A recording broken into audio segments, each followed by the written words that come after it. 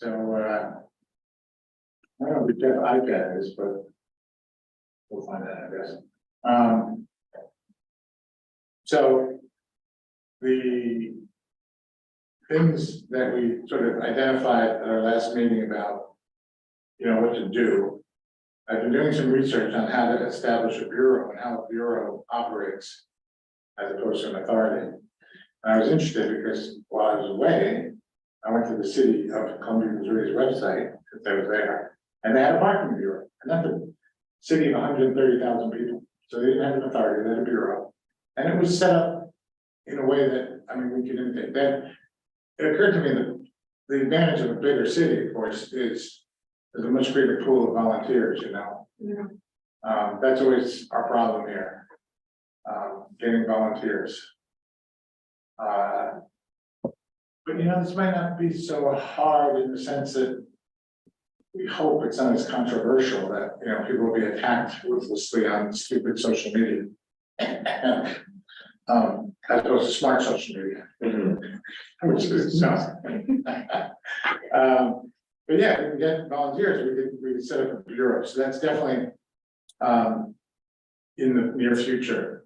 I'll look at some more city websites and see, how they do it. In terms of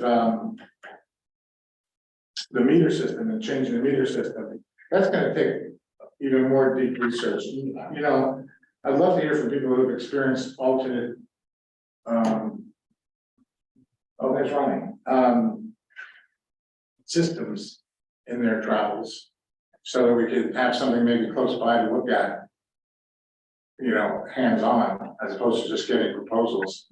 But the goal, of course, is going to be standard procedure. We put in an RFP what we want, and look at get three presentations, and then pick one, and then figure out how to pay for it. Yeah, be the final thing. I was hoping to be further along with selling the buildings, but that's not gonna be, we're gonna redo it in the June meeting for it. And this is not related directly, but I'm sure you want to know. In June, we'll put forward new resolutions that the public auction will not require a minimum bid.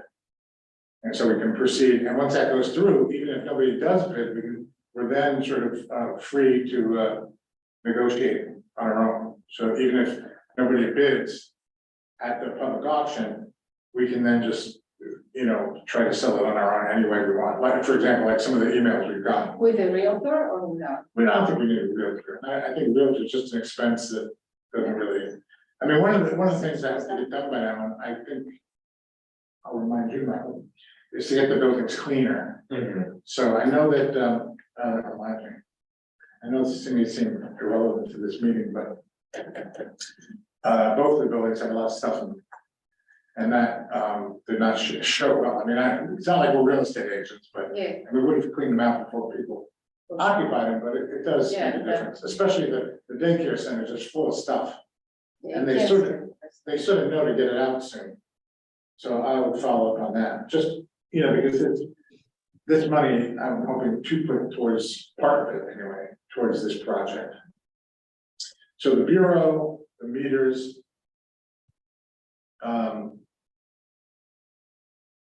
signage, not really. I think if we go,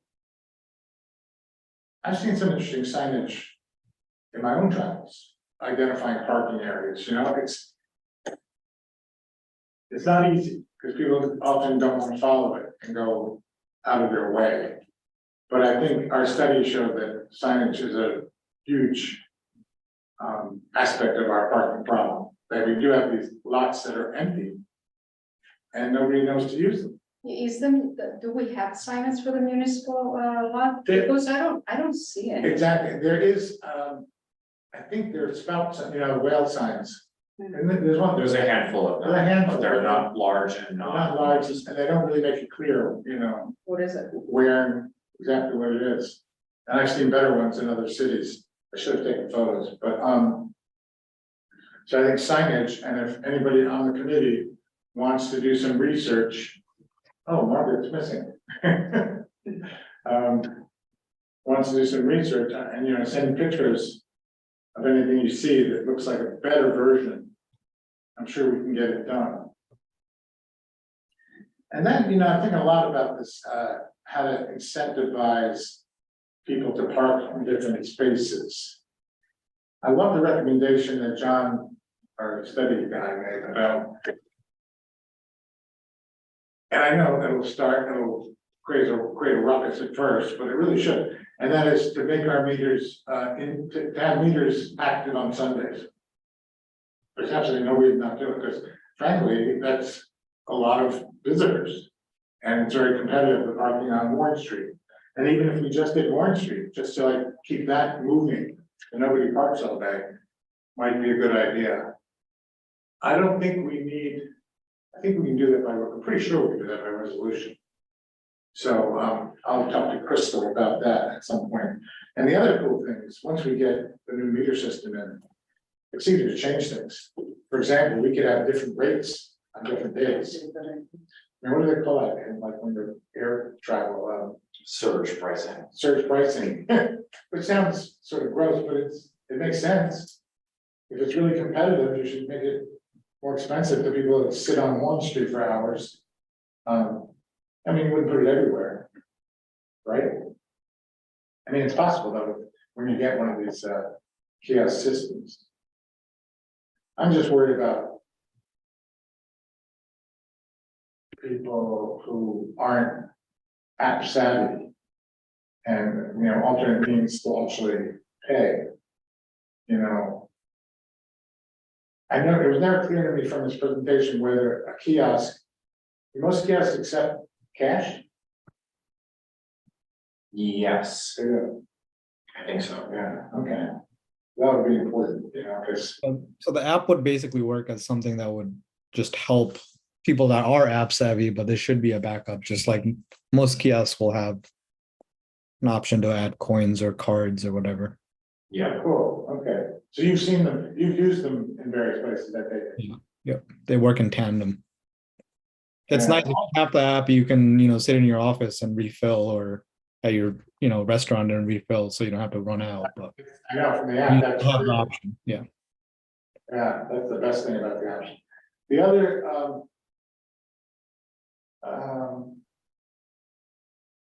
I lost my train of thought, sorry. So, and of course, there's the ability to change the data in the machines constantly. I just hope that we find us program or a company that functions better than the one at our lot by the train station. I get complaints about it all the time. So, yeah, I would like to talk about this, Yeah. because I was just there. Oh, you just and used It did not take the credit card. Then I had to put money in, and it just, it really took so much of my money. Now they gave me some ticket for a refund, which, I already needed it for one night, and I ended up, putting more. So, There's somebody stopping on the street. that kiosk is not working properly. Yeah. And I think I'm the same machine I used to use it 8 years ago, it's the same thing. Yeah, I can't remember which company it is. Park Mobile. It's Park Mobile. I think we may want to consider opening up and trying to find a new vendor. Right. It's been challenging. Well, it would be the same vendor, I assume, would reduce the rest of the meter. Presumably, yeah. Yeah. Just trying to, so the Amtrak, there's a City Hall lot. There's the lot on Union and the two smaller lots on Warren. That it? Or there was? It's everything else is county. Yeah. And of course, that's another project that some of us might want to take on at some point. And that is figuring out how to work with the county on weekends, I don't even know who is in charge of it on the county. I guess that's worth finding out.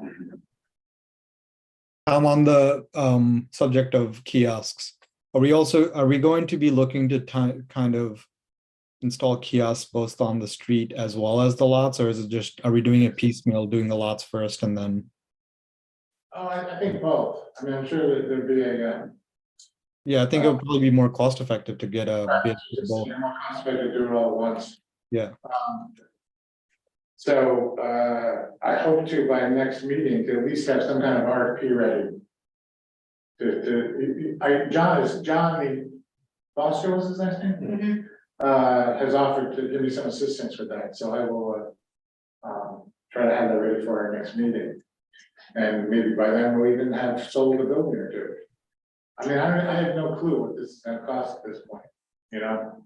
So it's hard to really estimate, and even if, you know, the buildings don't sell, if it's not a huge amount of money, we're in pretty good shape right now. We had a good surplus from last year. And things are looking good. Despite, I don't know if you heard, but some of the local restaurants and hotels have been sort of complaining about a drop. But I don't know, you know. It's not reflected in our sales tax I'm revenues. sorry, It's not reflected in our sales tax revenues. it has been or has? No. Oh, it's not, right, yeah. Right, but I'm thinking about, yeah, I don't know if the lodging tax is gonna bring in, so who knows? On the other hand, I don't want to get too far away from parking, but we're getting closer to hiring somebody to manage our short-term rental situation. So if you're listening and you have a legal Airbnb, be careful, because if you read the law, it Sunset period is, what? the grandmother period is, It's long gone, and more importantly, the penalties are steep. Very steep. So that's in the near future as well. Margaret, did you have something to say? Yeah, sorry, I was just coughing actually. But since you asked me, one thing that I do think we brought it up in the last meeting that we need to address, I am very much in favor of apps and parking where you pay for what you're using. And so I pull into a spot that's got another 45 minutes on it. That doesn't benefit me. I still have to pay. So, you know, because it's specific, so that's all fine. But one of the issues that I think we need to be addressing here is the challenges that residents of Hudson are facing with regard to being able to park close to their homes for people who do not have off-street parking. And we brought this up in the last meeting around the possibility of looking at permit parking. Designating, like there are certain streets in Hudson that do not have meters. Union does not have meters. Columbia does not have meters. State does not have meters. And what I have observed, fortunately have off-street parking. But in the years that I have lived here, when I first came here, there was always parking outside my house. Today, there is never parking outside my house. And I think that any of my neighbors who do not have off-street parking would be facing a challenge. I know people on Columbia face a challenge with that. And I think we need to take a look at what would make sense in terms of designating certain blocks for permit parking, and residents could purchase a permit for a year. And then it wouldn't necessarily be right in front of your house, but at least you would know that within a block of your house, there was permit only parking, so that you could come home and know that after you know, if you're working and you come home at 5:30 or 6 o'clock, that you will be able to park close to your home. And I think from the resident point of view, I mean, we can look at this parking as a revenue issue and so forth. For visitors coming in, permits, how do we make sure that that's working efficiently? But the other side of this coin that I think we really need to pay attention to is the people who live here, who go out to work and come home and cannot park. Oh, I agree totally, and what I'd like to do is try to, if we could all, contribute to this, is identify the real hotspots. You identified one. I think probably the worst is the south side of West Allen Street, where I don't Yes, think. that's not good. That's not good. Right, no one has off-street parking there, to my knowledge. And so, and then with once Talbot Harding came in, it just made it even worse for them. So, and that's why I think Jane Trombley was so interested in this topic when she was on the council, because she lives there. And she knows what it's like to park there. So if we can, Columbia also is quite bad. Yeah, And we had something, I guess, about 6 months ago. I think it was when the Galvan, maybe it was over a year ago, actually. I think Ronnie, I wasn't on the council at the time. When the Galvan Hotel on 4th was being looked at for by the planning board. And they were indicating that there was plenty of parking on 4th, etc., between Warren and Columbia. And I just happened to be driving along, I think in the middle of the day on a Friday. And that block is not metered. And I looked down the block and there was not a single space on that block. And so to me, that says we need to be looking at the impact on the residents of some of these developments, hotels, and the planning board does, to their credit, look at parking issues when they're evaluating something. They're actually quite good about that. But I think that's where the whole permit thing, the residential permit thing, comes in for me. I think I mentioned it in the last meeting. I used to go to Philadelphia on a regular basis to a friend who lived in downtown Philly, near South Street, and there were certain blocks that were restricted to residents. And so no matter what, he knew he'd be able to find a spot. And yeah, that essentially, address that. essentially, if we are to kind of crack down on parking in the business district, one of the first things that's going to do is kind of push overflow into Exactly, the business district. exactly. So it will be Union That's Street exactly right. and Columbia Right. Street. So those two streets should be highest on priority to kind of do some kind of zoning, parking zone. I mean, I already noticed it right now on Thursdays and Fridays, Saturdays. Yes.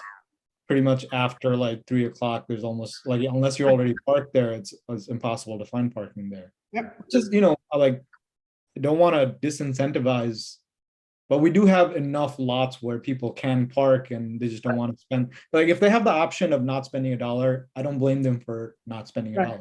But we as a city should look at that and try to incentivize Yeah. people. Also Washington Street will have a problem with the pocketbook factory. Yeah. So yeah. that would definitely. Yeah, that's really good. We just have to identify like big hotspots of, tourism activities during, especially like Thursday, Friday, Saturday, Sunday, and just go off of that.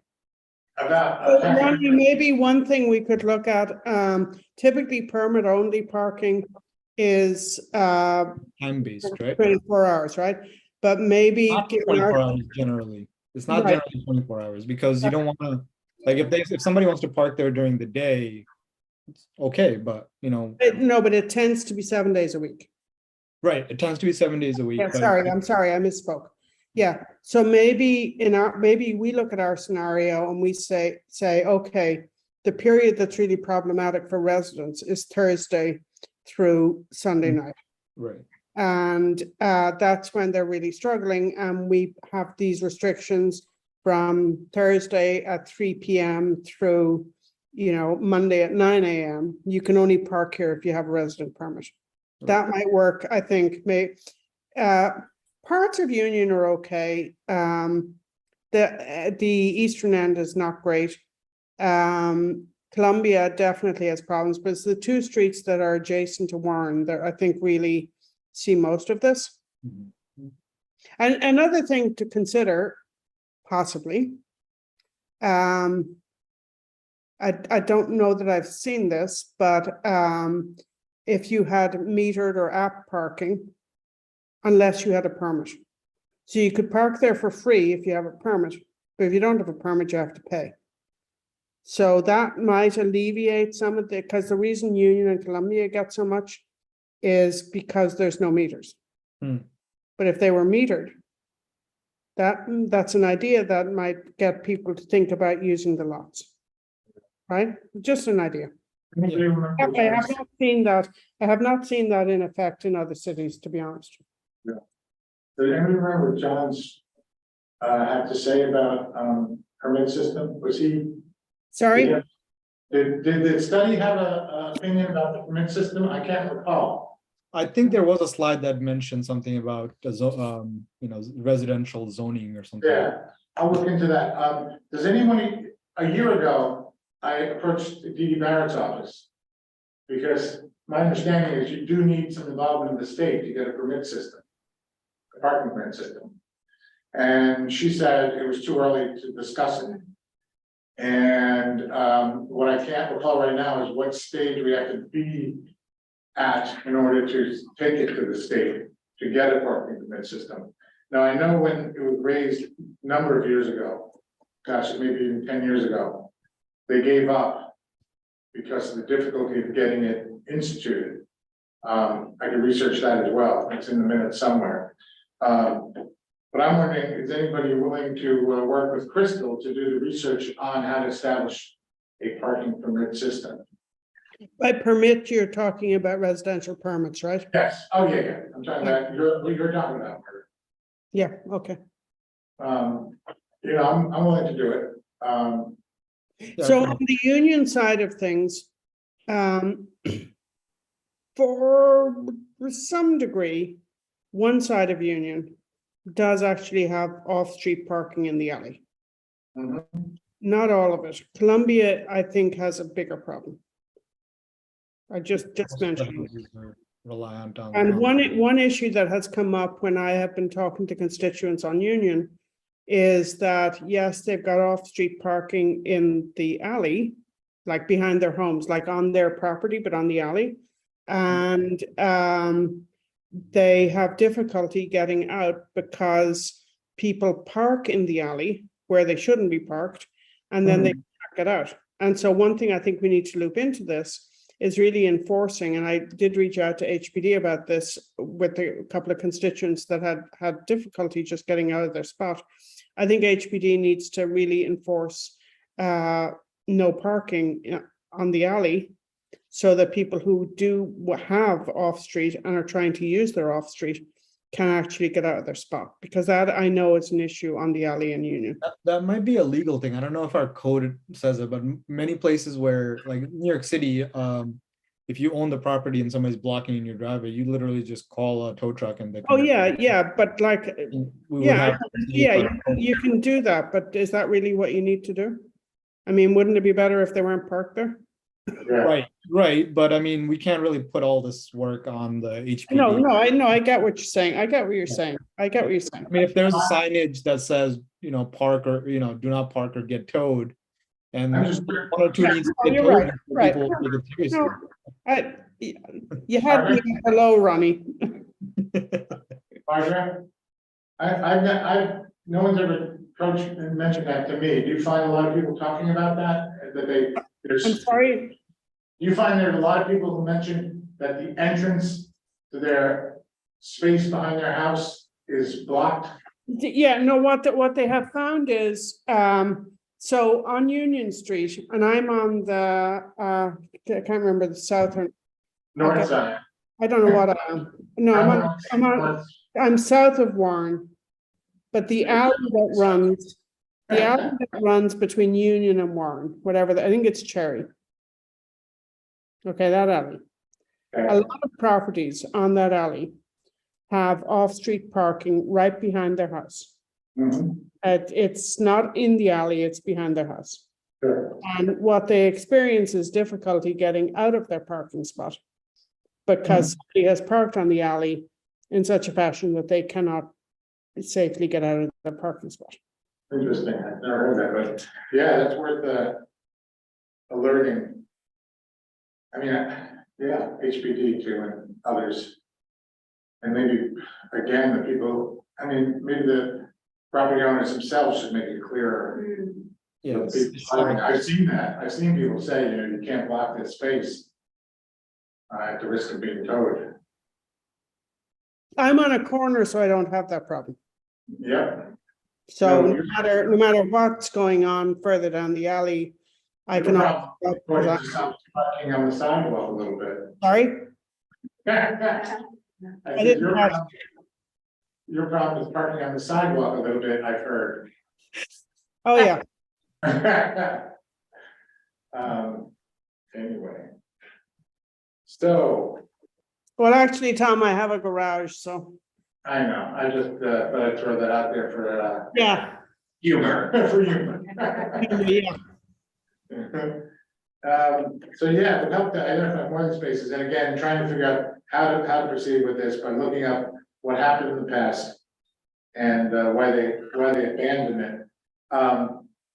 You point out, Margaret, that the planning board has done a lot of good work on parking.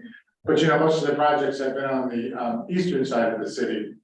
So there really isn't that kind of detail in the areas we're talking about, I guess. But I guess, you know, all this is anecdotal, but it is relevant. I mean, it is kind of the issues that you hear over and over again, especially on from people on southwest Allen Street. Because I don't think there's a single house from the corner, from front to, well, there is maybe one or two as you get towards Third, but very few of them have.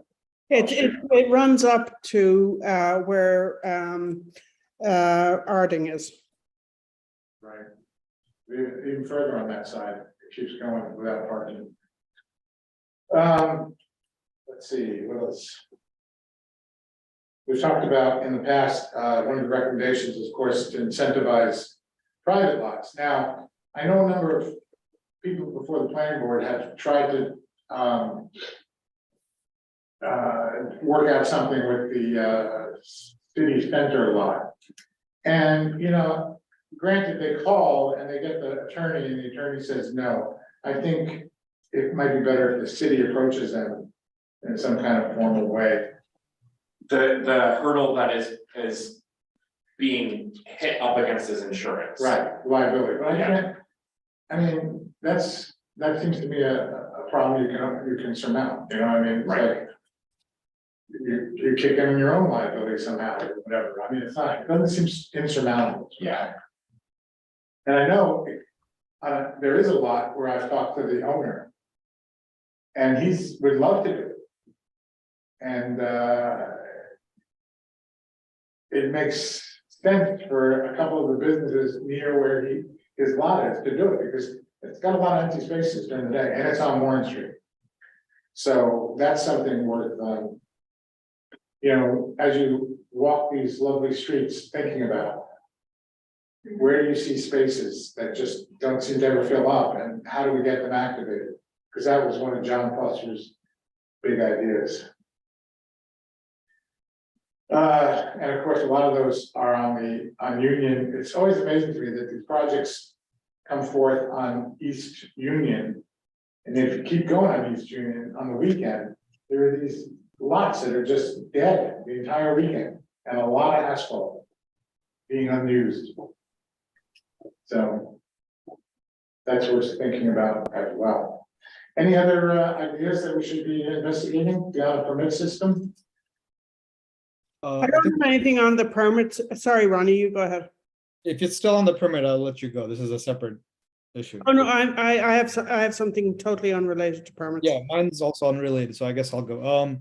The one thing that I think I mentioned in the last meeting was trying to somehow, you know, reinvigorate our trolley somehow, because if we have these lots, if we have a trolley, that makes it easier for people that are visiting. It's also got a little bit of a novelty attached to it, getting on the trolley, even if it's like 1 or 2 days a week. You know, it just does a little loop from these parking lots up and down Warren Street. People get on, they just, you know, pay $1 or whatever. I think it would be nice. It might even be an income stream. Also, you know, people like riding trolleys. I do. Yeah, and I think, We still have the trolleys, I think, right? I don't know, I don't think so. No? Oh, man. I've seen one of them down by the LMB factory, but I think it's now privately owned.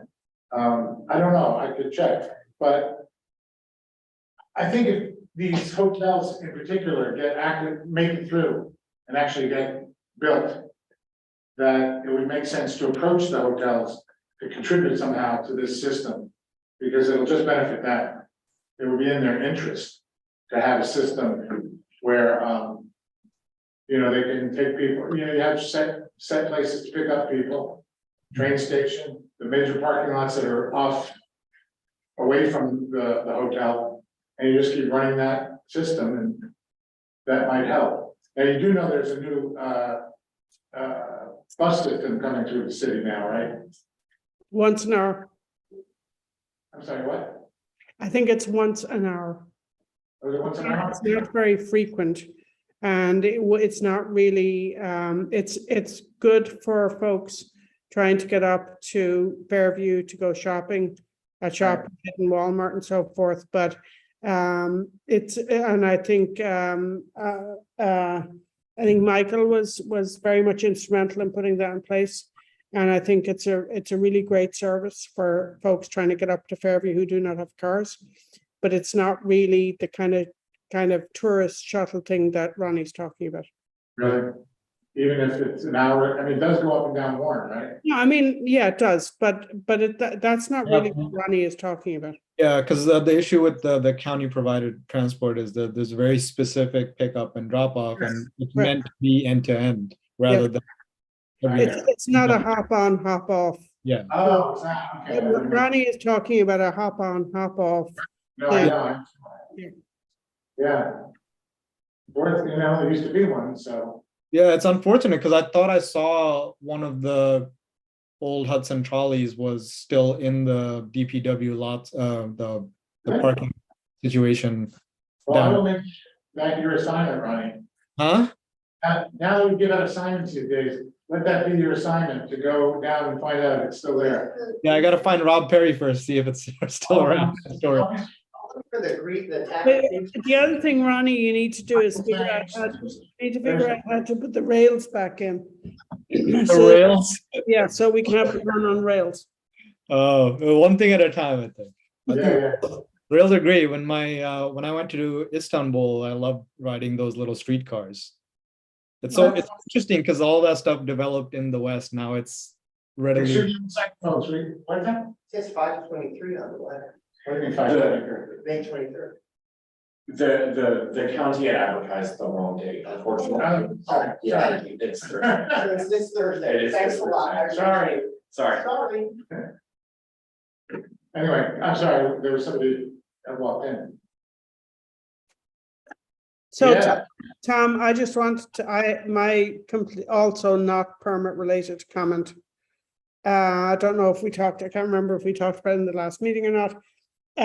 One of the things that was floated in the report was that there are many what were considered dilapidated buildings in the alleys, AKA what used to be carriage houses.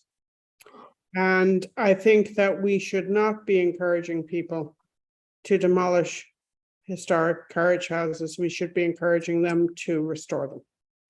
And quite a number of people use those carriage houses as garages and so forth.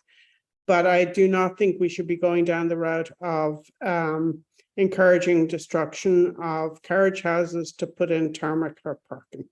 No, definitely. I don't think that was one of the suggestions, and that was one that I just want to say I did not agree with. Yeah. I mean, there's a real variety too. I mean, there are some that are, you know, not really carriage houses, but just kind of, I don't know what they would have been. I mean, yeah, the carriage houses, you definitely wouldn't want to. Well, some of the older ones are certainly dilapidated, and Yeah. then being used as garages, and you know, that's fine. Some of them have been restored and they're being used for other purposes. Sure. It's fine. But I would not encourage any kind of thing where we would encourage Right. destruction of historic carriage houses. No, I agree. I remember when you said that at the presentation, cringing a little bit. Yeah, The idea that, you know, we'd encourage people to tear down. yeah. Of, Because his point was if you were to just, you know, tear all this stuff down, look at how much more parking you'd have, and well, yeah, not really.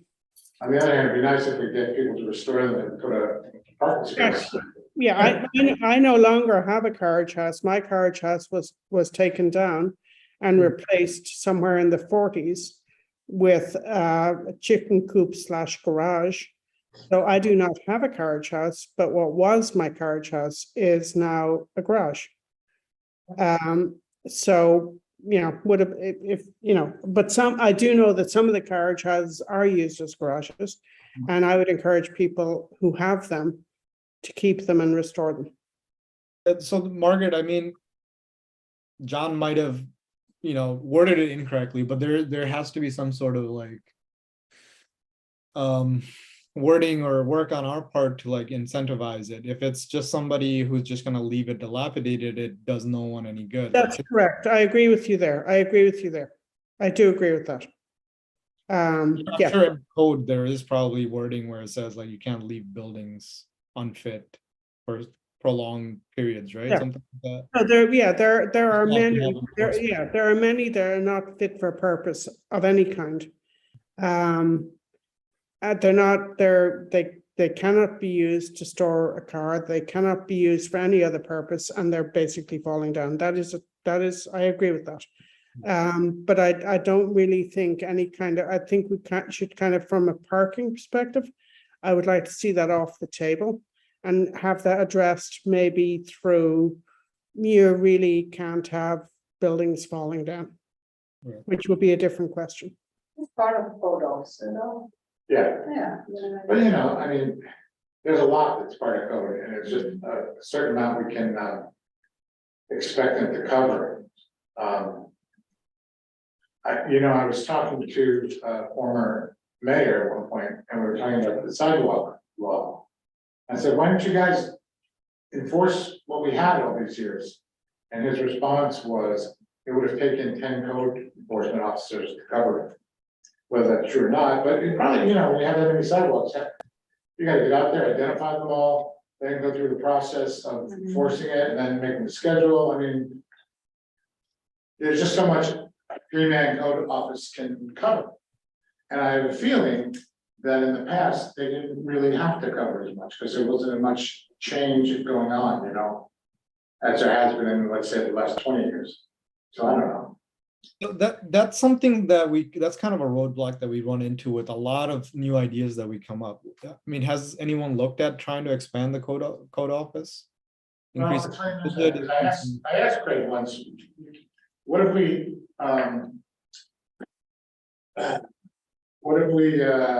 budgeted for another officer? And he said, no, I don't need it, which was okay. then it's kind of like a moot point. Then don't complain about not being able to enforce it. I know, I don't really understand why he said that, but.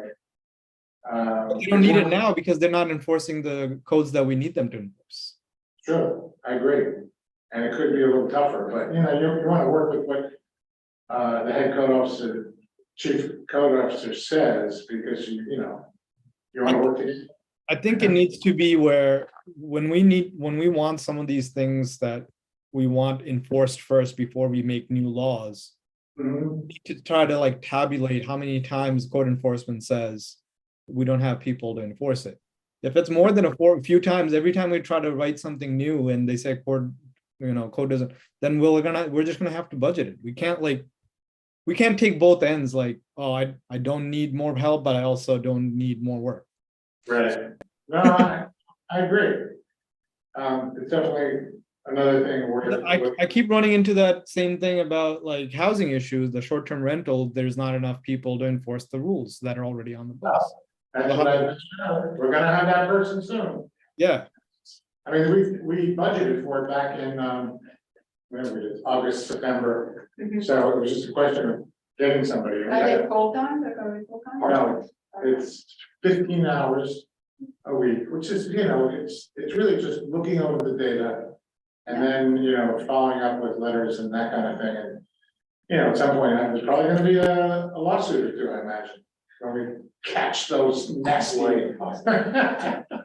But at this stage, it's just someone to look at the data regularly, and keep on top of it. I could already see the gossip, city cracks down on mom and pop shops. Yeah, well, I hope that's not what it ends up in, because the mom and pop shops really aren't that affected that much, you know, it's. Well, no, I mean, the whole argument is usually they try to paint short-term rentals as mom and pop Oh, shops. yeah, Many times it's not, it's people that, yeah. Yeah, the multiple investors who hide behind LLCs, which I'm told you can't do easily anymore. I think, I don't know. What else? So certainly for next time, I hope to have more information on setting up the bureau, the meter system and the permit system. And I will Um, try to find this trolley that I saw, but it could have Yes. been. That's the toughest job of all. I'm really sad that I really thought it was still living in the DPW garage. Well, I don't know, we can find out. But Ronnie, the trolley would only run from Thursday through Sunday night. That's fine. Yeah, that makes off. sense. Those are the days I could ride it. In a couple of years, we'll have so many more hotels though that they will. Right. If they win the pocketbook, the one on Union, I don't know how. There's two on here Two on Union, then we're gonna have the 4 on Fourth Street. Yeah. and, so there's actually 4 in the works. So I think even if it doesn't, we're not successful now. Right, We should be, that's Right. definitely for their interest. right. Ideal situation would be an old trolley that's converted to electric. Right. You could probably get grants for that too, to be honest. Cool. Okay, well, I promise it'll be short, unless you have anything else you'd like to contribute, the public, anybody else? Well, thank you all for coming. Thank you. Have a good night. You too. How's Ernie? How's Ernie? Yeah. Oh, he is sleeping 20 hours a day. On very strict, like the reason I couldn't come tonight, he's getting his blood sugar measured tomorrow. And so I had to make sure he got his insulin at exactly 6:30. So yeah, I wish I was Ernie and I could sleep 20 hours a day.